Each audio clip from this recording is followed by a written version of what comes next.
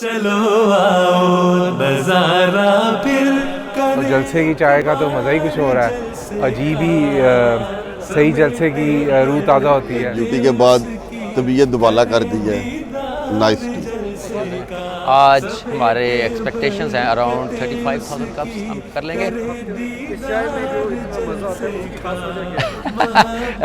ये वो जिसे कह लेंगे खलूस होता है कि हम जितनी मेहनत से लड़के यहाँ पे एक जज्बा होता है कि वो मसीह के मेहमान आ रहे हैं और उनको हमने सर्व करना है और किसी को कोई शिकायत ना हो, वो मेरे ख्याल में वो पैशन है जो कि इसमें टेस्ट लेके आता है। Is nothing else special. 24 hours यहाँ पे चाय होती है। यहाँ पे हम चाय बिल्कुल बंद नहीं करें मार के। अरे 8 चूल्हे लगे हुए हैं और एट अ टाइम 8 ऑपरेशनल हैं।